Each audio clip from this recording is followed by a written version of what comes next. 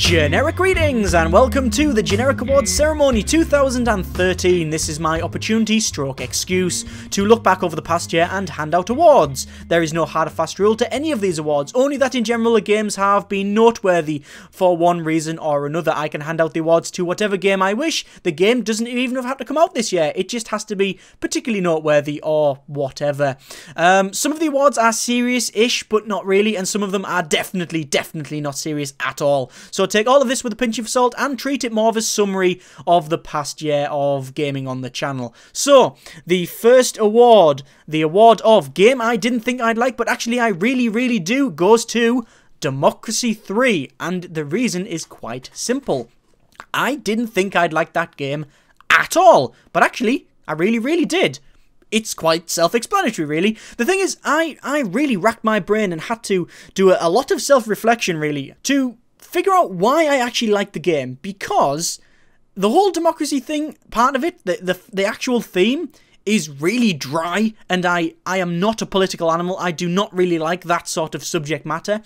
But after sort of thinking about it for quite a while, I realised that it didn't really matter what that game was about. I would have liked that game even if it was about crop management or organising a plumbers convention. It didn't really matter because the gameplay was actually quite good. Having to balance things and bringing in new policies. Basically, you could change the entire theme of that game and the gameplay would still be fun. I've played many hours on that game, more than I ever thought I would ever I really didn't think I'd touch the game at all. I thought I would look at it and go, meh, it's alright, it's well built, but it's not for me. But actually, I really liked it. So there you go. That's the first award. You get the sort of theme of this sort of ceremony, don't you? The next award, the award of Game That Had the Best Demo, goes to The Stanley Parable. And there are a couple of reasons for this. The main reason, it is definitely the best demo I have ever played. I'll go as far as saying that. It is the best demo I have ever played. The second reason is that I've only played 2 demos this year, and that was one of them. Now, the thing is, if you have any interest in the Stanley Parable, then go and play the demo. Even if you've bought the Stanley Parable and haven't yet played it, play the demo first. And I'm not going to explain why, just take that as it is. Play the demo first. Also, you'll notice there's no footage of this game in the background. That's because I don't want to spoil any of it. The next award, game I was most surprised about, goes to Space Engineers, and what I mean by surprised is that it came out of nowhere. Now the thing is, there's games similar to Space Engineers, so for example Blockade Runner or Scrumble Shape and sort of Gary's Mod Space Build style, but this just came and went, look at all this stuff we've done. And it's all done, like, as in you can do all this stuff now, like build ships, and it all crumples up and deforms nicely, and we've got these, like, generator things in, and even though it's still in early access, it is far, in a way, just much more advanced than any of the other things that sort of come close to it, which I guess you could sort of expect since it's got a bigger team working on it, etc. But it totally surprised me. It came out of nowhere, and I wasn't expecting that game at all. The next award, game that isn't noteworthy in any particular way, which in itself is quite noteworthy, goes to Sentinel. Now, this, again, is sort of self-explanatory. This game, I played, and I liked it, and I played it, and I played it, and I played it, and I got about 10 or 12 hours in and completed it, and I've thoroughly enjoyed it. It isn't particularly noteworthy in any way. It is basically a tower defense game with a little sort of musical synthesizer mechanic. But it's just a solid game that isn't bad and isn't fantastic. It's just a decent game. And the thing is, I don't think enough people know about it anyway, so I think the award definitely goes to this game because, like I say, it's just a hard-working game. It does what it says on the tin. It's good fun. It works. It's not particularly special in any way. Because of that, it's sort of noteworthy. The next award, the game that wasn't even on my radar until it came out and then I got totally obsessed with, goes to Shadowrun Returns. As you can see, no gameplay footage again because I'll get sued. But basically, this is something that I didn't even care about at all, really. I was aware of Shadowrun. I think I played it once, but I didn't really care for it. I wasn't really in the market for an isometric RPG. I saw the Kickstarter and went, meh, whatever, don't really care about it. And then it came out, and I thought, I'll give it a go, and I played it and completed it in a weekend. I was completely obsessed with it. I got the latest Shadowrun RPG book. I read it all 500 pages, cover to cover, in a couple of weeks. I was totally immersed in it. I then did a sort of short-lived playthrough on the channel. And I really couldn't get enough of that game, even though it was flawed in so many ways. Like the fact that you could, basically, once you go from one hub to another, you can't go back, and it's basically a very linear game. But the thing is, there's a lot of dialogue, there's some good characters in it, the combat's very solid, you know, it works, it's got a very good world, the look of the game is fantastic, and I really got obsessed with it for quite a while. The next award, game I played a lot more than I expected, was Blood Bowl. I bought that game a couple of years ago. I bought the original, I think it was just Blood Bowl, or it might have been called the Legendary Edition or something, and I played it a couple of times and went, meh, I've got the board game, I've got the proper Games Workshop board game, I'll play that instead. And I did, I played the board game a couple of times, but never really played the actual computer game. A couple of times with friends, but just sort of left it. And then pretty much one of my friends decided, let's get a league going, and then we end up getting a sort of 8-person league where I played about 60 hours of that game online, and then I did start a campaign on it, and then I kept playing it and got totally obsessed with it, and, you know, leveling up the team and getting different skills and just playing it and playing it and playing it constantly. And then obviously I showed it on the channel as a beverage video, and it basically I just played it a lot more than I really expected to, because it was just sitting on the Steam list doing nothing, like so many games. So yeah, there's that award. Game I was most excited about easily goes to Gunpoint. Now, the reason for this is I played the sort of alpha about a year before it was even close to, I think about a year before it came out, and I really, really liked it. And the thing is, I was sort of following the development of it, and, you know, when's this going to come out? When's this going to come out? And then when it was when it was a week to go, and it was said, yep, it's going to come out in a week, I was so excited for that game. When it came out, I played it. I basically completed it in one day. Actually, it was a really short game. I think I completed it in about 3.5 hours. But I was so excited for that game. It was. I don't really normally go into the hype of games, because most hype is just generally sort of marketed up anyway, and when you actually play it, it's just disappointing. I've played enough games and being around long enough to know that most of the hype is just, it is just hype. It's just marketing going mad. In the game, generally when it comes out, isn't as good as what everyone says it is. But, you know, in this particular case, I was so excited for it. It came out, and it sort of lived up to my own hype anyway. But that was certainly the game I was most excited about. Game that I didn't want to spoil by showing on the channel award goes to The Stanley Parable once again. Again, you'll notice there's no footage because I don't want to spoil it. I'm not going to say anything about the game other than you should play this game. I'm going to leave it there. Game that has changed the most over the year easily goes to Prison Architect. Now, obviously, Prison Architect isn't even complete, and it didn't even come out this year. It came out last year. But it is certainly the game that has changed most over the full year. If we look back at the start of the year, it didn't have, well, it had almost nothing compared to what it has now. There's been so much stuff added. There's been laundry and all the jobs and different guards and patrols and all of this stuff that's been put in. All of these things, visitation, etc. Loads of stuff that's been put in that just, and contraband, and digging, and basically the game has developed from its very, very, you know, alpha-y state to what is now still an alpha state, I guess, but it's come on a long way, and certainly, in my opinion, the one that's been developed the most. Game that brought back the most memories. Now, this was a tough one, because I've played a couple of games this year that I haven't showed on the channel. So, for example, The Dig, and Full Throttle, and Monkey Island, and Toonstruck, and basically adventure games that I played as a kid. It's sort of like a one-yearly thing. I always play them every year at some point, just because it brings back memories and nostalgia. I know there's a lot of people say, oh, nostalgia clouds your vision and stuff, and it really does. Like, if I look at them games objectively, especially The Dig, they're not that good, right? Like, The Dig's completely flawed in loads of ways. I mean, if you look at the development cycle of it, it was horrible. But it's so many problems. And it's not a great game, but because I played it as a kid, the nostalgia clouds that completely, and I really, really enjoy it, and I play it every year, so that was something that was a contender for this. But the winner has to be Contraption Maker, because Contraption Maker is a spiritual successor to The Incredible Machine.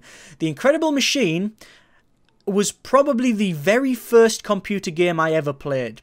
Actually, it was probably either The Incredible Machine or a sort of island adventure survival game that was on the BBC Master Computer when I was at primary school.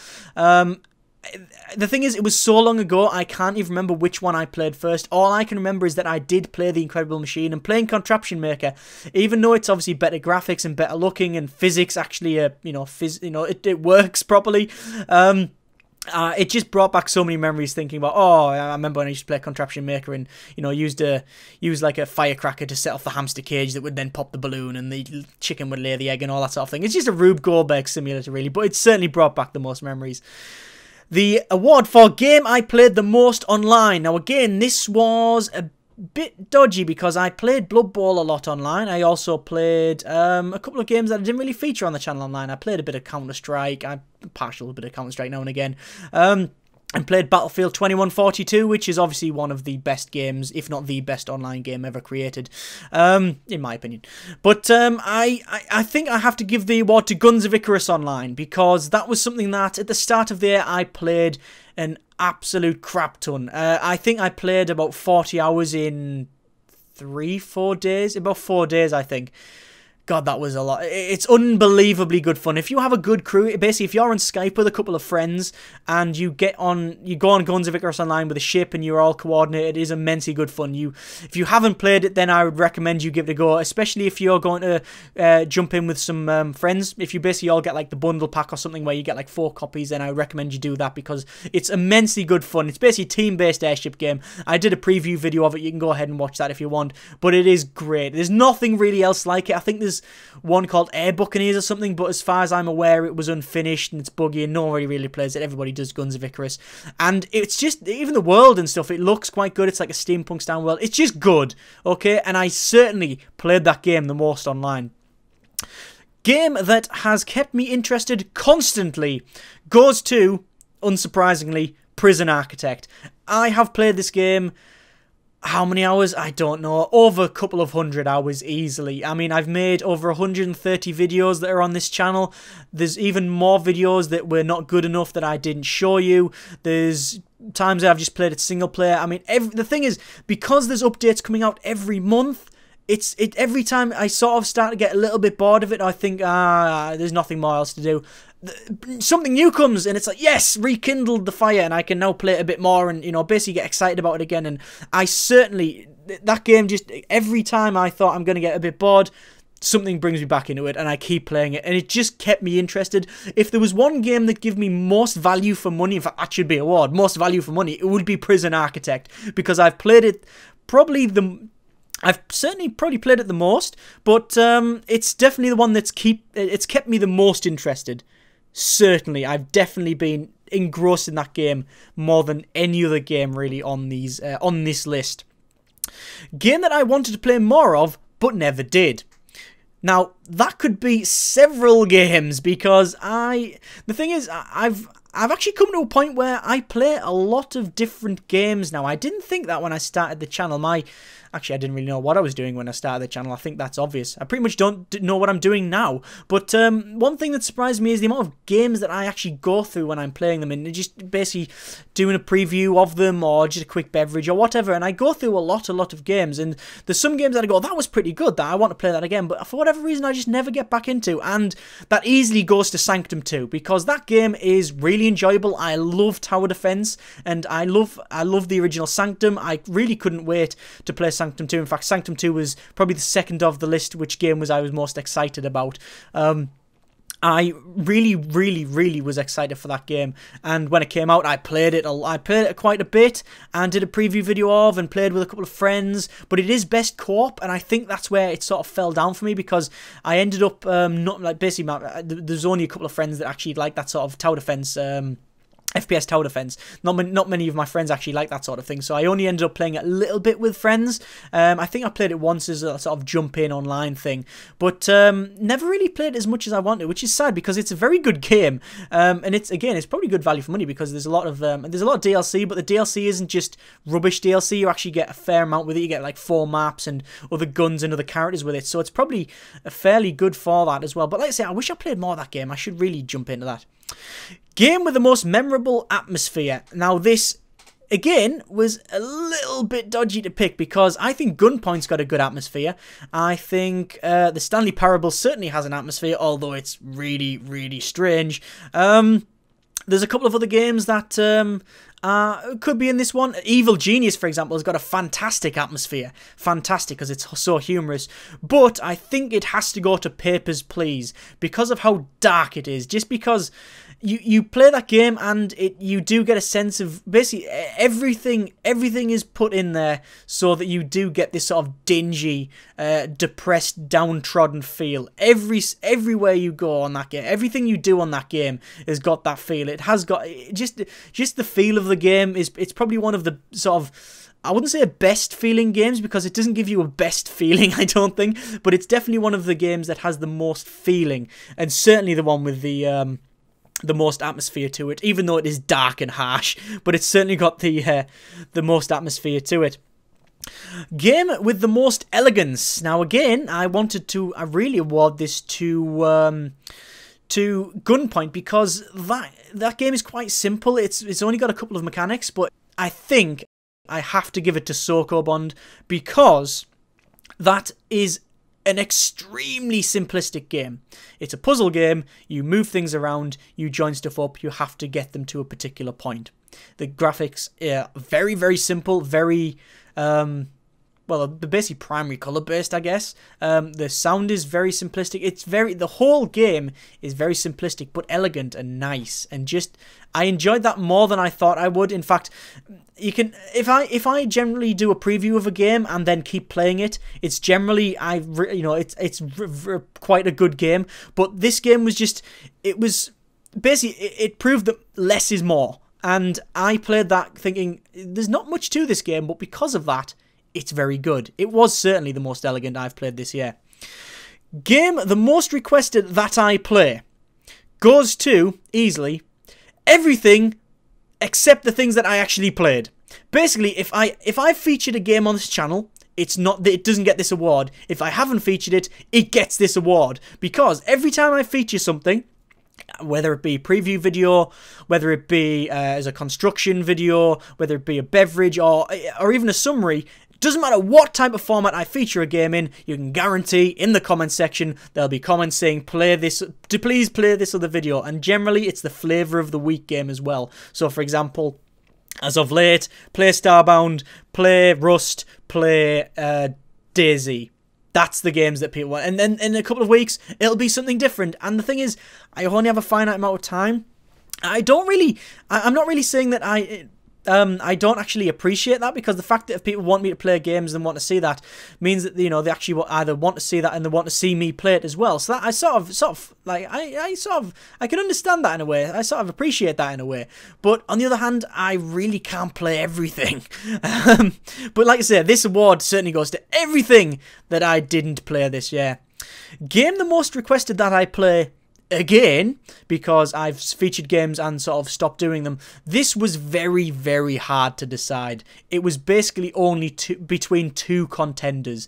The runner-up goes to the Kerbal Space Program because I've done a couple of little plays of that. I think I've 4 or 5 videos of that, and then I did like a sort of summary series, which in my opinion is the funniest video I have ever made.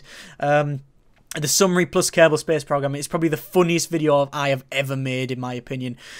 But I think that came a very, very close second to Endless Space. The amount of times people have requested for me to play Endless Space again is unreal.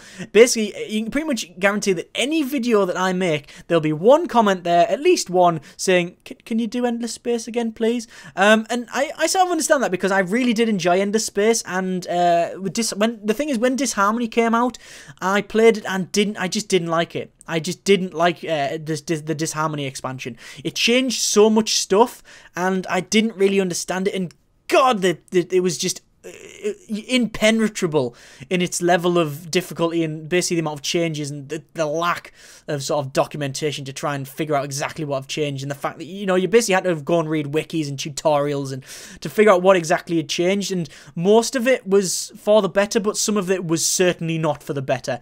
The thing is, now they have patched that out. I would say almost everything that I didn't like about Disharmony has been patched out, so that might be something that I will, after the new year, I will start doing again. It's just getting back into the game because it isn't exactly an easy game to understand, and I've never been and never will be an expert at it, or 4X games in general. I just don't have the patience or attention span or really desire to sort of learn that game to its perfection, really. But definitely the game the most requested game that I play again is Endless Space. Game with the best soundtrack. Now this one was something that I thought about for quite a while, and although I wanted to give it to Endless Space, and also Blood Bowl's not bad, Contraption Maker's funny, Guns of Icarus has got a good soundtrack, Sanctum's not bad, Papers, Please, although it fits the game, I don't enjoy it that much. There's a lot of other games as well, such as like XCOM and stuff. XCOM's got a fantastic soundtrack, but obviously I didn't really play it. Or at least not show it on the channel. I'm going to give that award to Gunpoint because it is a very good soundtrack. Basically, my definition of a good soundtrack is something you can listen to separately, which is quite sad, I know, but I'm that type of person. You can listen to separately and still enjoy, but also fits the game perfectly, and that ticks both boxes for me. It perfectly fits into that game world. So I think music, I think it makes 90% of the world anyway, the music. If you get the music wrong in a game, that could be just a deal breaker for me. But I think Gunpoint music was spot on. It's good. I really like the sort of slow sort of jazz saxophone thing, as well as the sort of, I don't know what you would call it really, the style of the music, but it just did fit the game world perfectly, made the game world in a lot of ways. But I just really like that soundtrack. Game that simultaneously annoys yet amuses me the most easily goes to Evil Genius, because I love Evil Genius on every other time I play it. The other times I play it, it really boils my piss because it's so flawed in so many ways. In fact, there's another award. Most flawed game yet I still like goes to Evil Genius, because that game is so flawed in so many ways. It is broken beyond belief in just unimaginable amount of ways. But the style of the game makes me want to play it, because you play a 1960s evil genius who has a volcano lair, for God's sake, and it's so comical, and the way the art style is, and just and the music as well. That was one of the games. Yeah, that's one thing for best soundtrack. Evil Genius nearly got that as well, but it simultaneously annoys and amuses me the most. It really, really does. Game whose development I'm looking forward to the most. I had trouble deciding this one, because I was going to award it to Prison Architect, but I haven't, because I think Prison Architect's now come to a point where I don't really know what they can add that is going to surprise me the most. So although I'm looking forward to the alpha updates, which I always do, and it's one of the things that keeps me playing, or probably the thing that keeps me playing it, because it's always fresh and new content and such, but it's developed from a very small game to, it's basically broadened to such a way that basically the only thing they can do is develop the campaign and add a couple more systems. It's not really at that point where I can look forward and say they can go anywhere with this. The game that I think deserves this award is RimWorld, because not only is it out to play, you can play the alpha, it shows a lot of potential, and I'm looking forward to see what happens with it. Now the thing is, this award could go to pretty much any game that isn't out. Or at least you could say, that goes to Rust or DayZ, because DayZ can go anywhere it wants, because they add loads and loads of stuff. But no, I think RimWorld has shown what it can do, and I'm looking forward to see what actually gets done with it. The problem with alphas in general, early access and alphas in general, is that you never know what's going to happen. It could totally mess up. It could stop being developed. That's a real danger, and I'm actually going to go that in the new year. I'm going to do a couple of videos on that, but I'm certainly looking forward to the development of RimWorld the most. The award for game that I have played the most, easily, without any shadow of a doubt, goes to Prison Architect, because I have played that the most over any other game, by far, easily. Easily. I've played so many hours of that game. I have played a couple of 100 hours, as I've said earlier. Easily. I have played that game over everything else, because of the things I've mentioned previously, because of, obviously, the way alpha updates have done. The way, obviously, it basically keeps it fresh and new and basically revives it every time there's an update, for me anyway. But I've played that game so much this year. So much. But I possibly couldn't give that award to anything else. Game that I've enjoyed the most. Now, this was a tough one, because there's a lot of games I've enjoyed. So, for example, Blood Bowl. I've really enjoyed Blood Bowl. The Stanley Parable, I honestly thought that game was absolutely fantastic. I really enjoyed that game. Sanctum 2. I really enjoyed Sanctum 2. But I didn't really play it a lot for whatever reason. Sokobond, again, another one for that. I played that quite a bit after I made the preview video of, and I really enjoyed it. Evil Genius, again, that's something that I really enjoy, but on the other hand, because of its flaws, I can't really give it that, because it does simultaneously really annoy me at times. It has to go to Prison Architect again. So, it's just because I enjoy it the more. I enjoy playing it. The thing is, I play that more now when I'm recording. Obviously, I've done 1 or 2 videos on Prison Architect. I don't know if you know, but I've done 1 or 2 videos on Prison Architect, and I play that now more when I'm recording than I do sort of offline. I'll stop recording and I'll go, do I keep playing? Nah, I think I'll leave it. I'll do another video, and I basically I enjoy it because I actually make the videos of it. I like seeing something develop. I like getting your input on the construction series. I just love that. And although I do play it offline, I enjoy it most when I'm actually recording videos, which is rare because I'm not really that sort of person. I'm happy just to sit, you know, on my lonesome playing a single player game. But I really enjoy Prison Architect. I've made so many videos of it. Every time it gets refreshed with a new alpha, I just can't get enough of it. I really can't. But out of all the games that I've played this year, I've definitely enjoyed it the most. Definitely enjoyed it the most. Okay, now we come on to the last award of this ceremony stroke farce. This is the Game of the Year award. Now this is difficult because I had to think long and hard about what Game of the Year actually means. Does it mean the best game? But is it best for me? Best for you? What does best mean? And you start getting into this endless cycle of analysis. Is it the longest game? Well, not necessarily. It could be really long, but just, you know, drags on a bit. Is it the most enjoyable game? Arguably, you could say that. But how do you measure enjoyment? If a game is 10 hours long and you enjoyed it, is that better than a game that was 4 hours long and enjoyed it? You still enjoyed them, but does that mean because the game was longer that you enjoyed it more? After a couple of days, just came to the conclusion that it is basically down to feeling. The game that I give this award to, basically for whatever reason, is special above all of the other games, and that's the only way I can really describe it. Notable mentions that obviously aren't getting this award because it is a one-game award go to the Stanley Parable, because that game is fantastic. Play the demo. The only reason you won't want to buy the game after the demo is if you don't have the cash, or you just don't get it. You don't understand what it's about. You don't get the experience. Prison Architect. The Game of the Year is not going to Prison Architect. I mean, you might be surprised about that, but yes, even though I've enjoyed that game the most, I've played it the most, I don't, for some reason, it just, the game that I've awarded this to just has something a little bit special over that, and, you know, I just can't really describe it. But that game is Gunpoint. Gunpoint is my Game of the Year. Although I give it awards throughout this, I've given it the best soundtrack and the game I was excited about the most, I give it the Game of the Year because I just think it's something special over everything else on this list and everything I've played this year. Maybe because it appeals to the sort of underdog in me, the fact that it was basically made by one guy, sort of literally bedroom sort of programming. It's sort of, you know, Tom Francis, he was a games journalist and thought, I'm gonna make a game, and he did. Obviously, he got people to help him with the art and the sound and other things, etc. But he basically made that game from scratch, and he basically went, I want to make a game. And he did. He made a game, and it was fantastic.